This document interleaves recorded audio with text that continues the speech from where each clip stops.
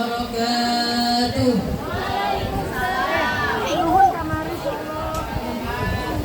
Alhamdulillahilladzi khalaqal khalqa 'alal kitab fatiris samawati wal ardi wa basitil arham. Asyhadu an la ilaha illallah wahdahu la syarika lahul malikul mulk. Wa asyhadu anna sayyidana Muhammadan 'abduhu wa rasuluhul mab'uutsu bikadah umal makarim wal akhlaq. Allahumma shalli wa sallim ala sayyidina Muhammadin wa ala alihi wa sahbihi salatan wa salaman daimaini mutalazimaini ila yaumil qiyamah. Amma ba'd. Faqala an-nabiy sallallahu alaihi wasallam, innama bu'ithu liutammima makarimal akhlaq. Pertama-tama marilah kita ucapkan kalimat tsana, memanjatkan puji dan syukur kehadirat yang Maha Pencipta, yakni Allah Azza wa Jalla. Salawat serta salam semoga dicurahkan kepada pahlawan revolusi Islam sedunia yang telah membawa umatnya dari alam kegelapan menuju ke alam yang terang benderang. Ya Nur, yakni Habibana wa Nabiyana wa Maulana Muhammadin beserta para keluarganya, para sahabatnya, dan tabi'atnya yang mana mereka pun ikut berpartisipasi dalam mengembangkan agama Islam. Yang saya hormati dan yang saya cintai Al-Mukarram wal Mukarramah, guru kita semua selaku pimpinan Pondok Pesantren Rawdatul Talibin, yakni pengusaha allazi lam yuzkar ismuhum taqdiman wa tahdiman, yang sama-sama kita doakan mudah-mudahan semoga dipanjangkan umurnya, diluaskan rezekinya, disehatkan badannya, dan mudah-mudahan putra putrinya menjadi putra putri yang soleh dan solehah.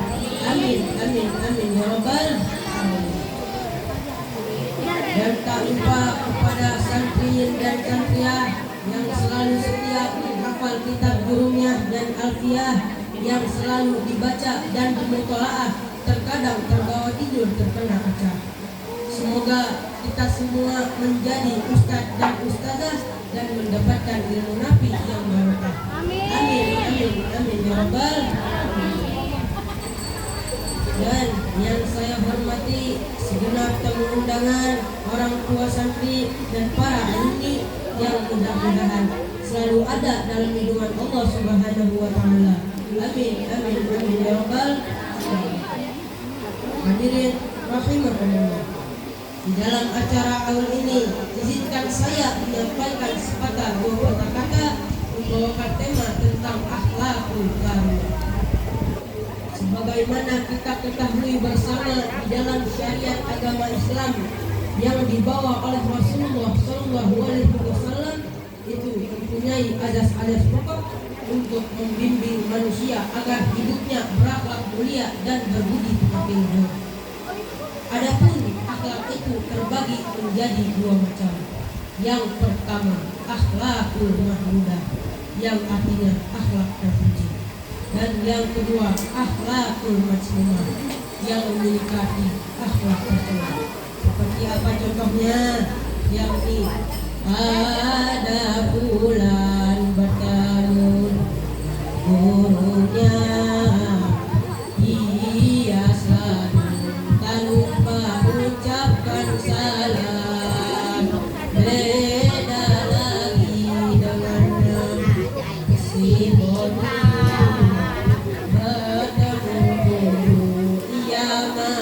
bersembunyi membuka pacar bibir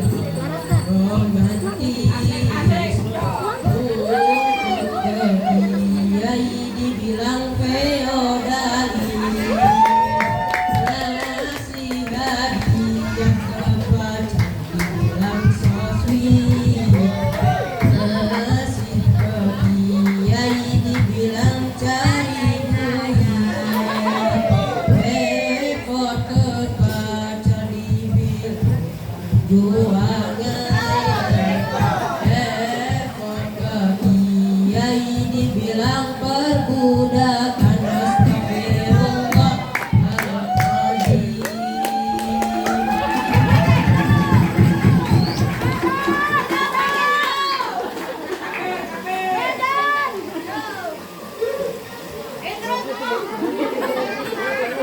Maksud di sini ialah bukan semata-mata teori yang muluk-muluk, tetapi akhlak sebagai tindak tanduk manusia yang keluar dari dalam hati, sebagaimana yang dikemukakan dalam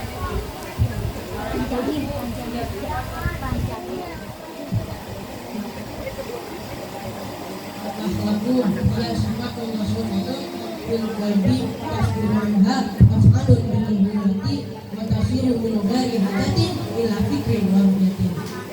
Akhlak ialah sifat-sifat yang tertanam dalam jiwa yang menimbulkan segala perbuatan dengan mudah dan gampang tanpa memerlukan pikiran dan pertimbangan.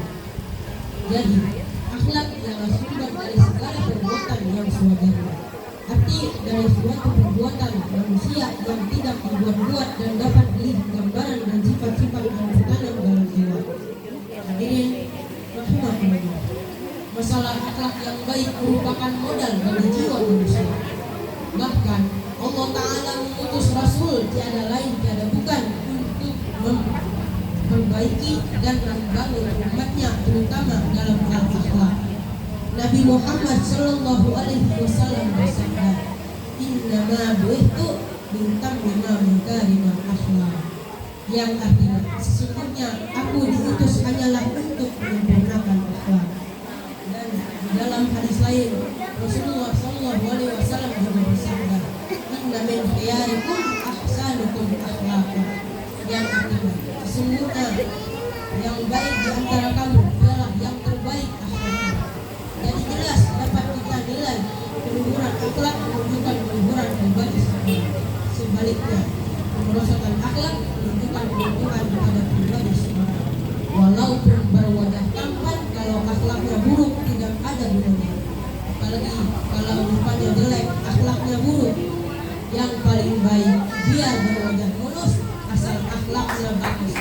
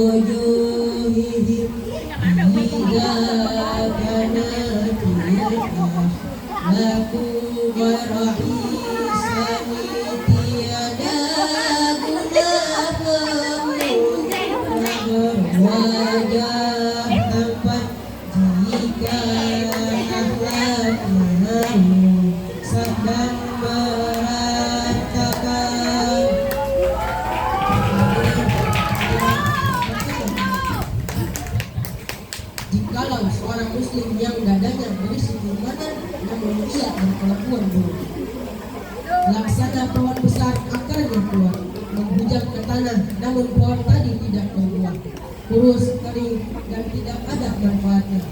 Sebaliknya, seorang muslim yang imannya kuat dan berbudi pekerti luhur, ia laksana pohon rindang yang berbuah sedap dipandang mata. Jadi, menurut ajaran agama Islam, tuntunan berakhlak mulia dan berbudi pekerti luhur harus ditanamkan sejak dini. Dilihat keadaan dunia sekarang, zaman serba canggih, dan tidak sedikit para ilmuwan agama yang mempermasalahkan penamaan akhlak, terutama dalam kalangan muda-mudi. Bahkan kalau kita nilai dengan teliti dengan seksama, tidak sedikit para orang tua yang mengeluh mengenai akhlak anak-anaknya. Di dalam sebuah syairan dikatakan, laisal yatimul ladzi qad mata waliduhu innal yatimul ilmi wal adabi.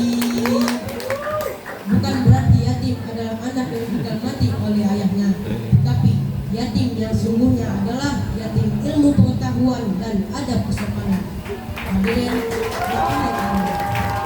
jikalau masalah akhlak yang buruk sudah terlanjur melekat pada diri seseorang dan tidak segera diobati, di sana iman seorang akan menjadi lumpuh, tak berdaya hingga sendirinya. Jiwa menjadi lemah dan tak mampu menghadapi tantangan nafsu dan akhirnya menyerah. Mudah tersesat ke dalam kancah kemungkaran, mudah melakukan kesalahan, bahkan mudah melanggar larangan syariat. Dan saat itulah bagian akhlak mulai runtuh. Cahaya iman yang menerangi kalbunya mulai suram dan akhirnya lepas dari pertolongan dan hidayah Allah Subhanahu wa Ta'ala. Wahum dollu wa dollu, dan mereka pun akan tersesat di tengah jalan dan akan bersandar pula kepada orang lain. Auzubillahi min dzalik.